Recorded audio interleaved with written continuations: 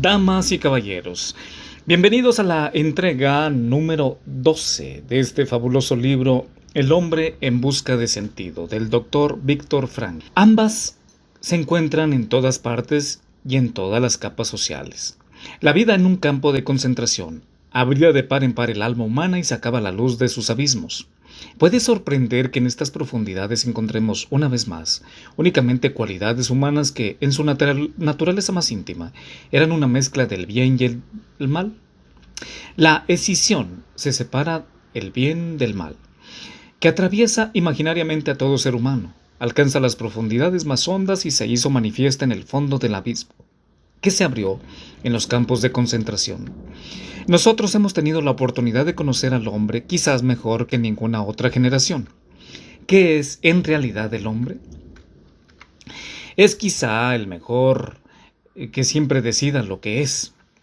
Es el que se ha inventado las cámaras de gas, pero asimismo es el ser que ha entrado en ellas con paso firme, musitando una oración. Tercera fase, después de la liberación. Y ahora, en el último capítulo dedicado a la psicología de un campo de concentración, analicemos la psicología del prisionero que ha sido liberado para describir las experiencias de la liberación, que han de ser personales por fuerza. Reanudaremos el hilo con aquella parte de nuestro relato que hablaba de la mañana en que, tras varios días de gran tensión, se izó la bandera blanca a la entrada del campo. Al estado de ansiedad interior siguió una relajación total. Pero se equivocaría quien pensase que nos volvimos locos de alegría. ¿Qué sucedió entonces? Con torpes pasos, los prisioneros nos arrastramos hasta las puertas del campo. Tímidamente miramos a nuestro alrededor y nos miramos los unos a los otros con interrogación. Seguidamente nos aventuramos a dar unos cuantos pasos fuera del campo y esta vez nadie nos impartía órdenes a gritos, ni teníamos que apresurarnos en evitación de un golpe o un puntapié. Oh, no. Esta vez los guardias nos ofrecían cigarrillos. Al principio, a duras penas podíamos reconocerlos, ya que se habían dado mucha prisa en cambiarse de ropa y vestían de civiles. Caminábamos despacio por la carretera que partía del campo. Pronto sentimos dolor en las piernas y terminamos por caernos, pero nos repusimos. Queríamos ver los alrededores del campo con los ojos de los hombres libres. Por vez primera, somos libres. Nos decíamos una y otra vez y aún así no podíamos creerlo. Habíamos repetido tantas veces esta palabra durante los años que soñamos con ella, que ya había perdido su significado, su realidad no penetraba en nuestra conciencia. No podíamos aprender el hecho de que la libertad nos perteneciera. Llegamos a los prados cubiertos de flores. Las contemplábamos y nos dábamos cuenta que estaban allí, pero no despertaban en nosotros ningún sentimiento. El primer destello de alegría se produjo cuando vimos un gallo con su cola de plumas multicolores, pero no fue más que un destello. Todavía no pertenecíamos a este mundo. Por la tarde, y cuando otra vez nos encontramos en nuestro barracón, un hombre le dijo en secreto a otro: «Dime, ¿estuviste hoy contento?». Y el otro le contestó un tanto avergonzado, pero no sabía que los demás sentíamos de igual modo. Para ser franco, no. Literalmente hablando, habíamos perdido la capacidad de alegrarnos y teníamos que volverla a aprender. Esto lentamente. Desde el punto de vista psicológico, lo que les sucedía a los prisioneros liberados podría denominarse despersonalización. Todo parecía irreal, improbable, como un sueño. No podíamos creer que fuera verdad.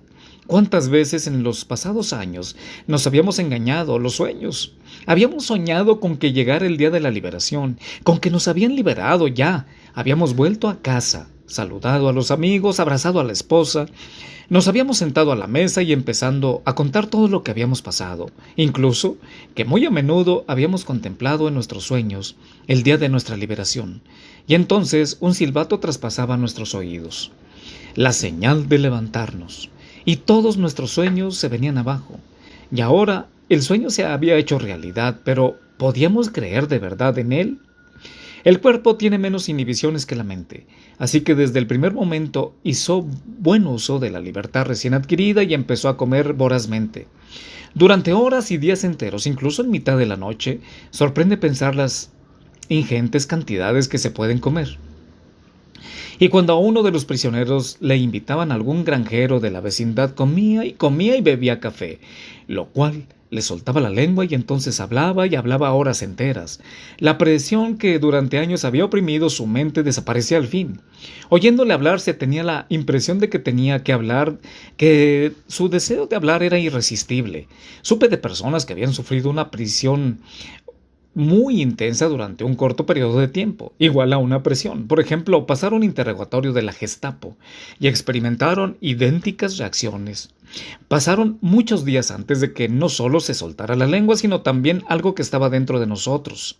Y de pronto, aquel sentimiento se abrió por entre las entrañas de nosotros y las extrañas cadenas dentro de cadenas que le habían constreñido.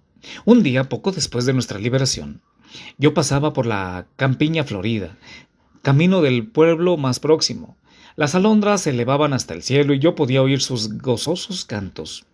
No había nada más que la tierra y el cielo, y el júbilo de las alondras, y la libertad del espacio.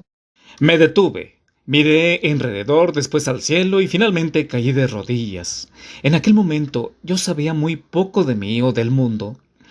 Solo tenía en la cabeza una frase, siempre la misma. Desde mi estrecha prisión llamé a mi Señor, y Él me contestó desde el espacio en libertad.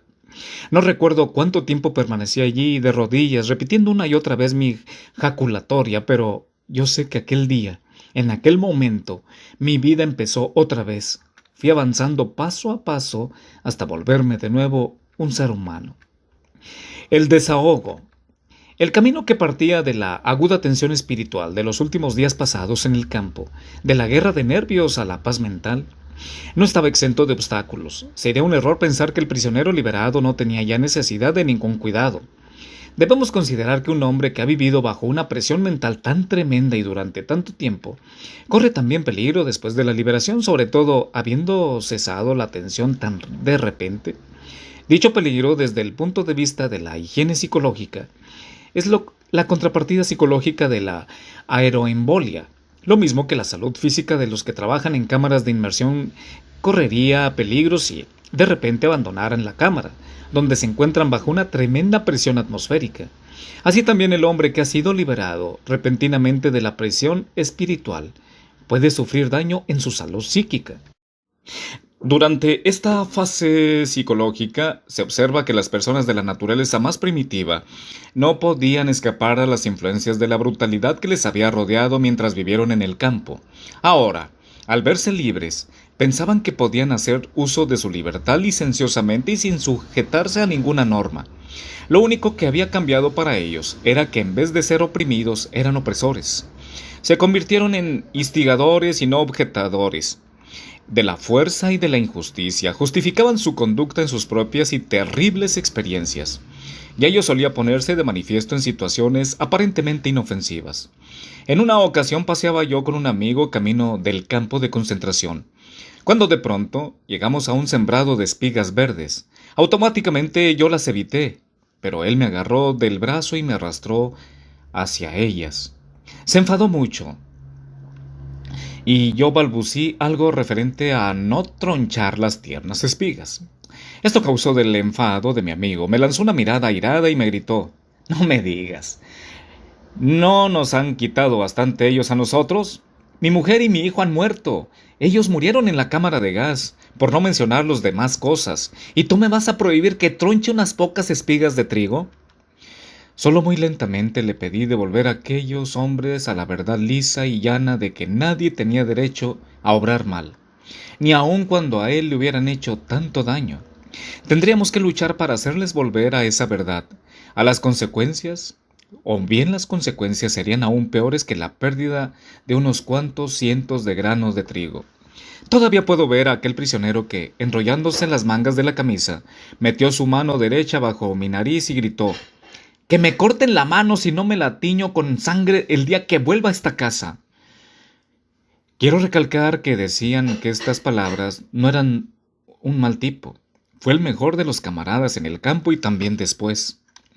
Aparte de la deformidad moral resultante del repentino aflojamiento de la tensión espiritual, otras dos experiencias mentales amenazaban con dañar el carácter del prisionero liberado: la amargura y la desilusión que sentía al volver a su antigua vida. La amargura tenía su origen en todas aquellas cosas contra las que rebelaba cuando volvía a su ciudad. Cuando, a su regreso, aquel hombre veía que en muchos lugares se le recibía solo con un encogimiento de hombros y unas cuantas frases gastadas. Solía amargarse preguntándose por qué había tenido que pasar por todo aquello, cuando por doquier oía casi las mismas palabras. No sabíamos nada, y nosotros también sufrimos. Se hacía siempre la misma pregunta. ¿Es que no tienen nada mejor que decirme? La experiencia de la desilusión es algo distinta. En este caso no era ya el enemigo, cuya superficialidad y falta de sentimientos disgustaban tanto al exclaustrado y que finalmente se sentía como si se arrastrara por un agujero sin ver ni oír a ningún ser humano. ¿Qué le parecía cruel, sino su propio sino? El hombre que durante años había creído alcanzar el límite absoluto del sufrimiento, se encontraba ahora con que el sufrimiento no tenía límites y con que todavía podía sufrir más y más intensamente. Cuando hablábamos de los intentos de infundir en el prisionero ánimo para superar su situación, decíamos que había que mostrarle algo que le hiciera pensar en el porvenir. Había que recordarle que la vida todavía le estaba esperando, que un ser humano aguardaba que él regresara. Pero, ¿y después de la liberación? Algunos se encontraron con que nadie les esperaba. Desgraciado de aquel que halló que la persona cuyo solo recuerdo le había dado valor en el campo, ya no vivía. Desdichado de aquel que, cuando finalmente llegó el día de sus sueños, encontró todo distinto a como lo había añorado. Quizás abordó un trolebús y viajó hasta la casa que durante años había tenido en su mente. Quizá llamó al timbre, al igual que lo había soñado en miles de sueños, para encontrarse con que la persona que tendría que abrirle la puerta no estaba ahí y ni nunca volvería. Allá en el campo, todos nos habíamos confesado unos a otros que no podía haber en la tierra felicidad que nos compensara por todo lo que habíamos sufrido. No esperábamos encontrar la felicidad, no era esto lo que infundía valor y confiaría significado a nuestro sufrimiento, a nuestros sacrificios, a nuestra agonía. Ahora bien, tampoco estábamos preparados para la infelicidad. Esta desilusión que aguardaba a un número no desdeñable de prisioneros resultó ser una experiencia muy dura para sobrellevar, también muy difícil de tratar desde el punto de vista del psiquiatra, aunque tampoco tendría que desalentarle. Muy al contrario, debiera ser un acicate y un estímulo más. Pero para todos y cada uno de los prisioneros liberados, llegó el día en que, volviendo la vista atrás a aquella experiencia del campo, fueron incapaces de comprender cómo habían podido soportarlo y si llegó por fin el día de la liberación y todo les pareció como un bello sueño. También llegó el día en que todas las experiencias del campo no fueron para ellos nada más que una pesadilla. La experiencia final para el hombre que vuelve a su hogar es la maravillosa sensación de que, después de todo lo que ha sufrido, ya no hay nada a lo que le tenga que temer, excepto a Dios. Parte segunda. Conceptos básicos de logoterapia. Los lectores de mi breve relato autobiográfico me pidieron que hiciera una exposición más directa y completa de mi doctrina terapéutica. En consecuencia, añadí la edición original, un sucinto resumen de lo que es la logoterapia. Pero no ha sido suficiente. Me acosan pidiéndome que trate más detenidamente el tema, de modo que, en la presente edición, he dado una nueva redacción a mi relato, ampliándolo con más detalles. No ha sido un cometido fácil. Transmitir al lector en un espacio reducido todo el material que en alemán requirió 20 volúmenes es una tarea capaz de desanimar a cualquiera. Recuerdo a un colega norteamericano que un día me preguntó en mi clínica de Viena: «Veamos, doctor, ¿usted es psicoanalista?». A lo que yo le contesté: «No exactamente psicoanalista. Digamos que soy psicoterapeuta». Entonces siguió preguntándome: «¿A qué escuela pertenece usted?». «En mi propia teoría se llama logoterapia», le repliqué.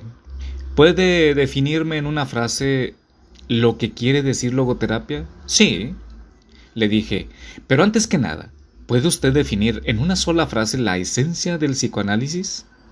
He aquí su respuesta. En el psicoanálisis, el paciente se tiende en un diván y le dice a usted cosas que, a veces, son muy desagradables de decir. Tras lo cual, y de inmediato, yo le devolví la siguiente improvisación.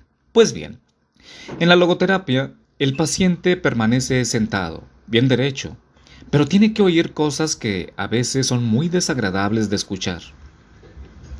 Por supuesto, dije esto en tono más bien festivo y sin pretender que fuera una versión resumida de la logoterapia. Sin embargo, tiene mucho de verdad, pues comparada con el psicoanálisis, la logoterapia es un método menos retrospectivo y menos introspectivo. La logoterapia mira más bien al futuro, es decir, a los cometidos y sentidos que el paciente tiene que realizar en el futuro. A la vez, la logoterapia se desentiende de todas las formulaciones del tipo círculo vicioso y de todos los mecanismos de retroacción, que tan importante papel desempeñan en el desarrollo de la neurosis. De esta forma, se quiebra el típico ensimismamiento del neurótico en paz de volver una y otra vez sobre lo mismo, con el consiguiente refuerzo. ¿Qué duda cabe que mi definición simplificaba las cosas hasta el máximo y sin embargo, al aplicar la logoterapia, el paciente ha de enfrentarse con el sentido de su propia vida para, a continuación, rectificar la orientación de su conducta en tal sentido?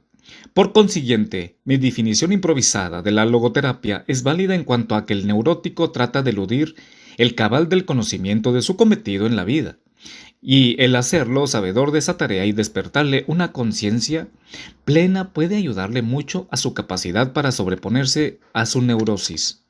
Explicaré a continuación por qué empleé el término logoterapia para definir mi teoría. Logos es una palabra griega que equivale a sentido, significado o propósito. La logoterapia, o como muchos autores la han llamado, la tercera escuela vienesa de psicoterapia, se centra en el significado de la existencia humana, así como la búsqueda de dicho sentido por parte del hombre. Amables amigos, aquí concluye esta entrega. Soy Juan Cristóbal Hipólito Moreno, le deseo que usted tenga un día excelente, lleno de éxito y